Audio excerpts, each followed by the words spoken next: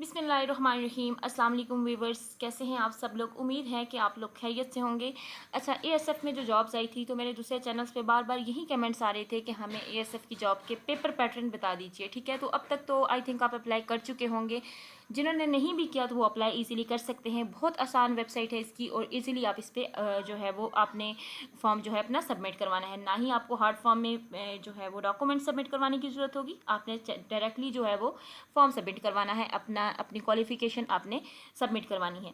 अच्छा जी, आपने अप्लाई अगर नहीं किया तो काइंडली सबसे पहले अप्लाई कर लें। अप्लाई कैसे करना है, joinesf.government.pk की वेबसाइट पर आपने ऑनलाइन जाना है। वहाँ पर ऑनलाइन अप्लाई का ऑप्शन आपको मिलेगा, वहाँ से आगे आपने स्टेप बाय स्टेप फॉलो करना है। ठीक है, सेकंड स्टेप इज दिस के आप लोगों ने अप्लाई करने के बाद आपके पास असामियाँ जो दी हुई हैं उसमें आपके पास सबसे पहला स्केल ASI का है, जिसमें मेल एंड फीमेल दोनों अप्लाई कर सकते हैं।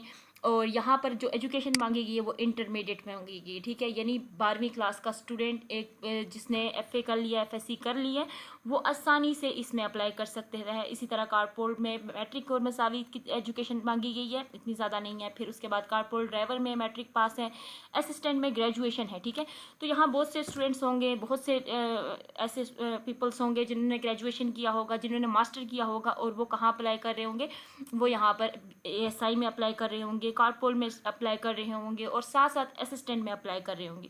लेकिन आप लोग परेशान हैं अपने सिलेबस की वजह से कि आपको नहीं पता कि सिलेबस कहाँ कहाँ से आ रहा है। ठीक है, तो सबसे पहले एक बात मैं क्लियर कर दूं कि ASF का जो वेबसाइट है, ठीक है, इस पर कोई सिलेबस ठीक से नहीं दिया हुआ। लेकिन मैं जो आपसे यहाँ डिस्कस करूँगी वो आपको 100% आपको ठीक सिलेबस प्रोवाइड करूँगी। आप उसको देख कर अपना जो है वो पेपर पैटर्न आपका क्या होगा, कैसे आपने काम करना है, वो आप इंशाल्लाह बहुत अच्छे से तैयार कर लेंगे अपने एग्ज़ाम से पहले और अच्छे मार्क्स में इसको प्रिपेयर कर लेंगे। ठीक है, तो इसका टेस्ट बहुत इजी इसलिए होता है कि इसमें देखें जो क्वालिफिकेशन बताई वो इंटरमीडिएट यानी 12वीं क्लास की तालीम बताई हुई है। तो इसका मतलब है कि 12वीं तक की जो है यानी मैट्रिक और इंटरमीडिएट से ही क्वेश्चन आंसर किए जाएंगे आपको, यानी वो बुक्स आपको देखनी होंगी। उनमें आप देखें, आपने इस्लामियात, उसमें आपने जनरल नॉलेज, ये सारे कंसेप्ट अपने क्लियर करने होंगे।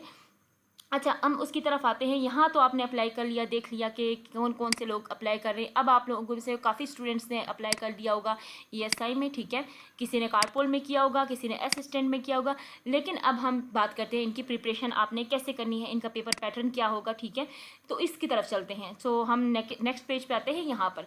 तो यहाँ देखिए आपके सामने लिखा हुआ है कि पाकिस्तान रिसर्च, इस्लामियात, general knowledge, everyday science, English, mathematics and current affairs. अब ये क्या चीज़ है, देखें, सबसे पहला क्वेश्चन है कि आपके पास कितने मार्क्स का पेपर होगा। तो आपका टोटल 100 मार्क्स का पेपर होगा, जिसमें टोटली MCQs होंगे। ठीक है, MCQs बेस्ड पेपर होगा आपका और वो 100 मार्क्स पर कंसिस्ट होगा। ठीक है, 100 मार्क्स के क्वेश्चन होंगे उसमें और तमाम MCQs होंगे। कोई थ्योरी टाइप क्वेश्चन नहीं होगा, कोई ऐसे उसके अंदर नहीं होगा। ठीक है, ये कन्फर्म है कि ये आपके पास सिर्फ और सिर्फ 100 MCQs होंगे, क्योंकि बहुत से स्टूडेंट्स ये कन्फ्यूज़ थे इस बात पर, वो बार बार पूछ रहे थे ग्रुप में भी कि हमें बताएं कि इसमें थ्योरी टाइप क्वेश्चन होगा या फिर कोई ऐसे या कोई एप्लीकेशन इसमें लिखने को आएगी। तो ऐसा बिल्कुल भी नहीं है, आपको सारे का सारा MCQ सॉल्व करना होगा। ठीक है, अब MCQs किस तरह से सॉल्व करेंगे, सबसे पहला जो स्टेप है वो इंग्लिश आप रख लें। ठीक है, यहाँ पर आपको इंग्लिश नज़र आ रहा है।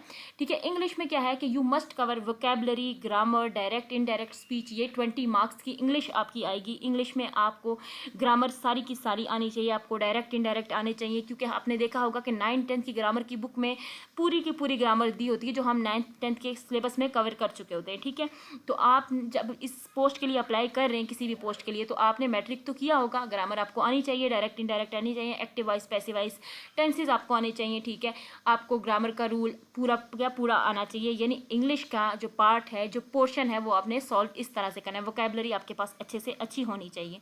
अब ये आपको यहाँ से 20 मार्क्स गेन करने के लिए इंग्लिश का पार्ट होगा।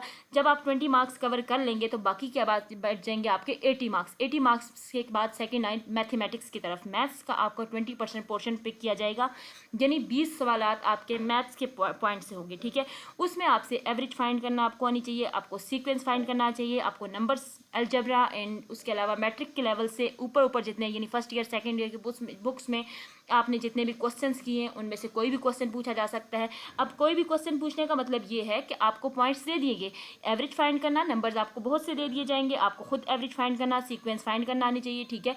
उसके अलावा आपको मैथ्स के जो बेसिक कंसेप्ट है वो आपको सारा आना चाहिए। तो आपके पास यहाँ पर 40 मार्क्स कंप्लीट हो गए, यानी 20 मार्क्स की आपने ग्रामर कर ली, मैथमेटिक्स आपने 20 मार्क्स कर लिया, 40 हो गया। अब करंट अफेयर्स की तरफ आ जाएं, ये आपके पास होगा 10 मार्क्स का, ठीक है।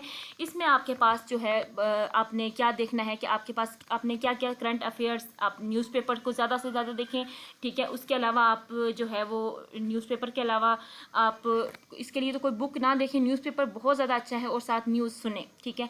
ये आपके लिए बेस्ट है कि आप 10 मार्क्स अपने यहाँ से कवर कर लें। अब आते हैं हम एवरीडे साइंस की तरफ, ठीक है। यहाँ से हमने 50 मार्क्स कवर कर लिए। एवरीडे साइंस में आपका 10 मार्क्स का होगा। इसमें आपने क्या करना है, इसमें आपसे bio, chemistry, physics, computer science, इनके बारे में क्वेश्चन होंगे। कंप्यूटर का बेसिक नॉलेज सारा, ठीक है, उसके फंक्शन कीज, शॉर्टकट कीज जितनी भी होती हैं कंप्यूटर की, कंप्यूटर को A to Z आपको, यानी उसका बेसिक A to Z आपको पता होना चाहिए, ठीक है। ना कि मास्टर लेवल तक जाएं, बल्कि सिर्फ मैट्रिक और इंटर के लेवल तक। अगर आपने कंप्यूटर का सब्जेक्ट नहीं भी पढ़ा तो आपको ये करना ही पड़ेगा। साथ साथ केमिस्ट्री और बायो, फिजिक्स, केमिस्ट्री की डेफिनेशन, केमिस्ट्री के ब्रांचेस, केमिस्ट्री से रिलेटेड जो आपको केमिकल्स हैं, कुछ भी है यानी, ठीक है, आपकी जो बेसिक नॉलेज है वो सारा आपको आना चाहिए। और साथ ही साथ बायो, फिजिक्स, ये सब्जेक्ट भी आपको देखने होंगे। अब ये देखने के लिए ज़रूरी नहीं है कि आप सारे के सारे सब्जेक्ट उठा के बैठ जाएं, उनको स्टडी करना शुरू हो जाए, ऐसा बिल्कुल भी नहीं होता। फिजिक्स, बायो, केमिस्ट्री के मेरे पास सारी फाइल्स हैं कंप्यूटर की, जिनमें टॉप 100 MCQs जो आपके मेन MCQs हैं वो सारी फाइल्स मेरे पास मौजूद हैं। मैं इंशाल्लाह अगर आप मुझे कमेंट्स बॉक्स में बताएंगे तो मैं नेक्स्ट वीडियो में सारे आपसे शेयर कर दूंगी, और हम मिलकर प्रिपेयर कर लेंगे इसको, और आप अपने एग्जाम को बहुत अच्छे से कवर कर लेंगे, ठीक है। फिर आपके पास जनरल नॉलेज का आ जाता है। जनरल नॉलेज का पोर्शन में देखिए, आपके पास जनरल नॉलेज आपका स्ट्रॉन्ग होना चाहिए, आपके पास नॉलेज होना चाहिए। अब इसमें बात ये आ रही है कि नॉलेज किस तरह से आपके पास होना चाहिए। तो नॉलेज में यहाँ पर जो मेन बात है वो ये है कि आपको जो है वो ये पता होना चाहिए कि पाकिस्तान की सबसे बिग सिटी, बिग कंट्रीज़, इसमें बिग जो है वो माउंटेन्स, ठीक है, रिवर्स, ये सारी इन्फॉर्मेशन आपके पास होनी चाहिए, ठीक है। उसके अलावा कौन कौन से मोटरवे हैं, कैसे कैसे वो यूज़ हो रहे हैं, किस किस तरह से, कहाँ लिंकेज है उनका, ये सारे बेसिक हैं। ये बहुत कम सा होता है जनरल नॉलेज, जो मेन होता है वो बहुत कम होता है, ठीक है। मैंने गवर्नमेंट के काफ़ी टेस्ट दिए हैं, मुझे बहुत अच्छे से आइडिया है कि कौन कौन से हैं, ठीक है। मैं आपसे वो फाइल्स भी शेयर कर दूंगी इंशाल्लाह। फिर उसके बाद है इस्लामियात। इस्लामियात की तरफ आएँ, ये 10 मार्क्स का इस्लामियात होगा। इसमें आपसे इस्लाम का पूरा कंसेप्ट आपको आना चाहिए। कितनी जंगें हुई टोटल, ठीक है, किस किस वक्त हुई, कुरान कब नाजिल हुआ, मदनी सूरतें कौन सी हैं, मक्की सूरतें कौन सी हैं, मदनी आयात कितनी है, कुरान में आयत कितनी है, हदीस कितनी है, रुकू कितने हैं, ठीक है, कौन सूरत किस वक्त नाजिल हुई, कौन सी सूरत में बिस्मिल्लाह ऐड है, किस में बिस्मिल्लाह ऐड नहीं है, क्या वजह है। तो ये सारे इस्लामियात 10 मार्क्स आप इजीली गेन कर सकते हैं अगर आप इसकी एक इंपॉर्टेंट फाइल जो है वो प्रिपेयर कर लेते हैं। इसी तरह पाकिस्तान रिसर्च की तरफ आएंगे तो इसके अंदर पाकिस्तान जो है वो study in divided into 2 parts, ठीक है। फर्स्ट इस 1994 से लेकर आपको पूरी जो है वो हिस्ट्री देखनी होगी, लेकिन हिस्ट्री भी पूरा रिसर्च आपने नहीं करना A to Z, ठीक है, क्योंकि आपने देखा होगा कि आपने जो जिस पोस्ट के लिए अप्लाई किया उसमें ज़्यादा से ज़्यादा क्वालिफिकेशन BA मांगी गई है, ठीक है, कोई मास्टर लेवल की क्वालिफिकेशन नहीं है। तो BA की लेवल तक आपने स्टडी करनी है, मतलब अगर आप FA में कर रहे हो, इंटरमीडिएट की क्वालिफिकेशन वाले पोस्ट में कर रहे हो, फिर तो आपको बहुत नॉर्मली प्रिपरेशन करनी होगी, ठीक है। जस्ट इंपॉर्टेंट थिंग्स आपको देखनी होंगी। अब अगर हम बात करें 10, 10, 20, 20, 20, 40, 40 और 10, 50, 50, 20, 70, 70 और 2, 80 एंड 10, 90 एंड 10 जो है वो 100, यहाँ पर आपके 100 मार्क्स कवर हो जाते हैं। यही आपका पेपर है। इंशाल्लाह अगर आप इसको प्रिपेयर करेंगे तो आप अपने एग्ज़ाम को बहुत अच्छे से कवर कर लेंगे। लेकिन एक बार मैं फिर से बता रही हूँ कि इंग्लिश एक ऐसा सब्जेक्ट है जिसमें स्टूडेंट्स मार खा जाते हैं, ठीक है, वो नहीं पास कर पाते हैं। अब उसका रीज़न क्या है, उनको ग्रामर नहीं आती, उनको डायरेक्ट इनडायरेक्ट नहीं आते, एक्टिव वाइज पैसिव वाइज का नहीं पता होता कि कैसे करने हैं। अच्छा, उनको सबसे जो मेन चीज़ है ना वो ये है कि उनको पता नहीं होता कि क्वेश्चन किस टाइप का आता है, ठीक है। पास्ट पेपर्स आप लोगों ने कभी देखे नहीं होते, अब फर्स्ट टाइम अगर सॉल्व कर रहे हैं, फर्स्ट टाइम ये पेपर दे रहे हैं, SF के एग्जाम दे रहे हैं, तो काइंडली ये माइंड में रखें कि पास्ट पेपर्स भी मैं इंशाल्लाह नेक्स्ट वीडियो में आपके कमेंट्स करने पर मैं आपको पास्ट पेपर भी आपसे शेयर करूंगी, ठीक है। मेरे दूसरे चैनल पे भी कुछ है, लेकिन वो CSS की प्रिपरेशन से रिलेटेड है। यहाँ पर हम ASF की प्रिपरेशन अलग से करेंगे। सो यहाँ पर आपने ग्रामर का स्टार्ट लेना है। अगर तो आपने अप्लाई कर लिया है और आप अभी फ्री हैं तो आप सबसे पहले स्टार्ट लें इंग्लिश से अपनी, ठीक है। इंग्लिश पे आपने फोकस करना है। इंग्लिश पे फोकस इसलिए करना है कि यहाँ से आपके 20 मार्क्स गेन होंगे।